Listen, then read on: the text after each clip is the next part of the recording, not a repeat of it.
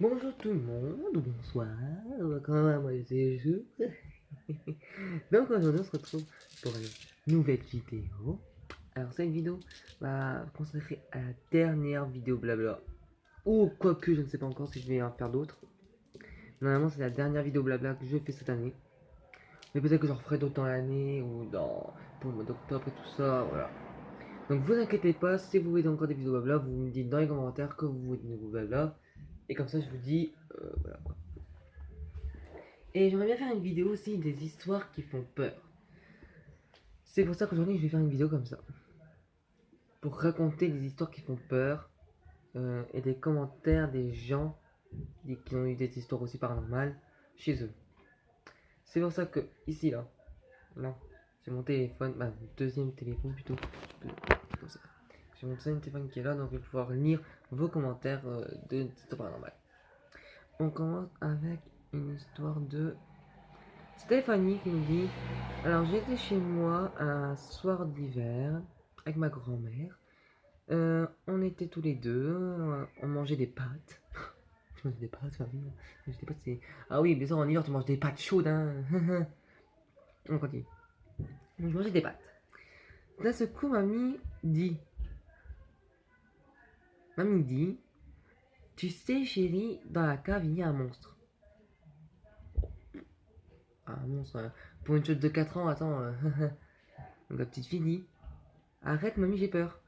Ah oui, parce que c'est une enfant, elle a peur, quoi, d'un monstre. Oui, ma chérie, mais c'est vrai, il y a un fantôme. Fantôme, monstre, faut savoir ce que j'ai vu, hein, mec. Et donc après, mamie dit, viens à la cave avec moi. Tout de suite, moi j'aurais dit, mamie, va tout seul à la cave, mais je reste ici, hein, d'accord.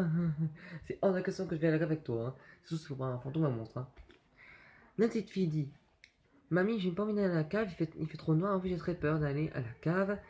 Je préfère rester en haut, dans le canapé, à regarder la télé. Bonne décision, ma chérie, t'as pris la bonne décision que tu voulais. Alors en fait, ta petite fille, c'était Sandrine, hein. Stéphanie, Stéphanie. Donc, Stéphanie dit, mamie, je resterai bien en haut pour regarder la télé. Toi, vas-y à la cave. Elle voulait chercher une bouteille de vin.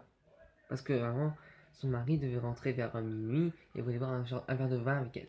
Bon, c'est comme elle veut, hein. Mais bon, tu vois. Donc, la mamie va à la cave. Céline reste en haut. Puis là, Céline elle entend des bruits. Des bruits qui viennent de la cave. Donc, elle fait, mamie, est-ce que t'es en bas? Est-ce que tout va bien? Aucune réponse. De ce coup, la petite veut aller voir à la cave, mais elle a trop peur. Bon, elle y va quand même, et elle découvre qu'il n'y a personne. Elle dit, mamie, t'es où? Je te vois plus. Mamie.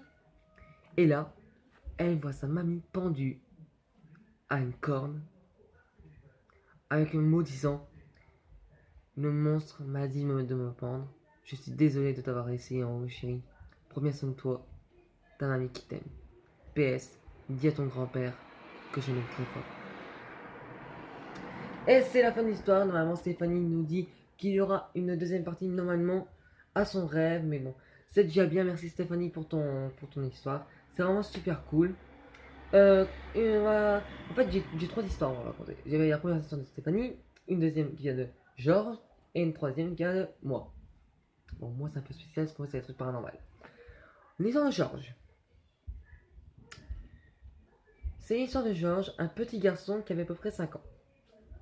Oh, excusez-moi. C'est l'émotion. Donc, un petit garçon qui s'appelle Georges qui avait 5 ans. Bon, tout va bien. Lorsqu'au jour, ses parents décident de lui offrir une poupée qui s'appelle Annabelle. Déjà, si t'offres une poupée Annabelle à ton tio, je pense que là il fait des cauchemars toute la nuit, hein. Et ça va pas loupé. Le soir même, le tio parlait avec l'Annabelle. Ses parents, eux, écoutaient derrière la porte. Il entendit parler avec la poupée.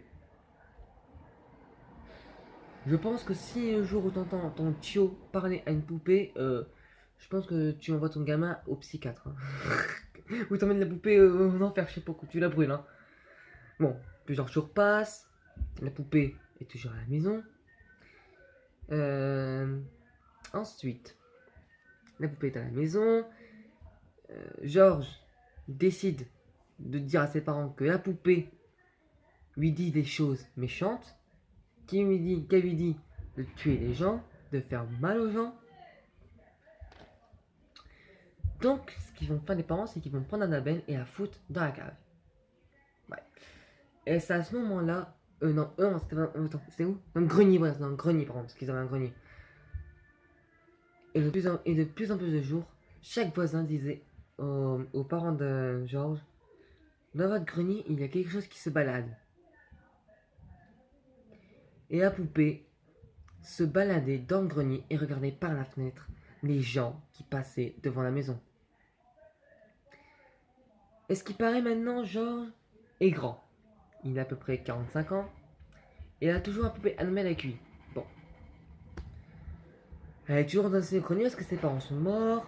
Il a récupéré sa maison de ses parents. Et Annabelle est toujours dans le grenier.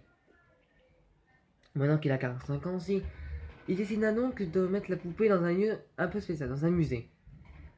À ce qui paraît, on dirait que quand on passe devant Annabelle, on la verrait bouger et des fois chanter des chansons comme des trucs na na na na na, je vais t'attraper. On entendrait dire ça quand on passe devant la grosse vitre en verre qui la protège, qui protège aussi les gens. Voilà pour la deuxième histoire. Bon, merci Georges de ton histoire, elle était vraiment très très sympa. Franchement, c'était vraiment très joli. Très joli, très effrayant plutôt. Voilà. Donc, on va passer tout de suite à ma troisième histoire, la mienne, qui là est un peu flippant parce que j'ai vu qu'un truc paranormal que je voulais pas dire à tout le monde, mais voilà.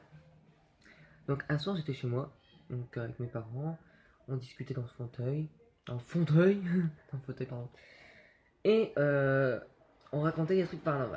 Bon, comme tous les soirs, à la maison, quand c'est Halloween, on fait des trucs de peur. Et nous, quand on fait des trucs de peur, c'est un peu spécial parce que nous, on raconte des trucs de fantômes. On regarde des fois Taps, on regarde des fois des trucs de l'exorciste. Et ce soir-là, on a regardé l'exorciste. C'était très flippant. Je conseille aux gens de jamais regarder ce film-là parce que franchement, il est très très très flippant. Et un mois après, j'ai senti des trucs dans mon corps. J'ai senti comme possédé. C'est-à-dire que je tremblais, je savais pas quoi faire, voilà. Et un soir, j'étais assis dans le lit comme ça. Ma mère arrive dans ma chambre et me dit ça va Jason? Et j'ai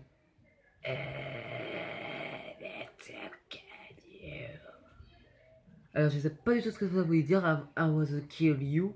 Je crois que ça veut dire je vais te tuer toi. Normalement un truc comme ça. Et ma mère a dit t'es possédé. Et moi j'ai fait mais quoi? Sans me rendre compte hein. Je savais pas ce qui m'arrivait. Quoi? Qu'est-ce que t'as dit? Moi possédé? Jamais. Et des mois passent. Je vais à l'hôpital pour voir ce qui m'arrive, pour voir si j'ai pas des traitements, tout ça, pour me calmer. Et ça passe pas. Et un soir, franchement, c'était vraiment bizarre. J'étais dans mon lit allongé. Là, ce que je sens, quand je me lève, j'avais des griffures partout sous mes bras, partout sous les jambes. Je parlais comme un démon. J'avais juste à mettre des bidons d'enfer. Comme ça. Donc, c'est vraiment très étrange cette soirée. Et depuis ce temps-là, j'ai pas envie d'en parler parce que j'ai peur en fait, j'ai peur que ça m'arrive en fait.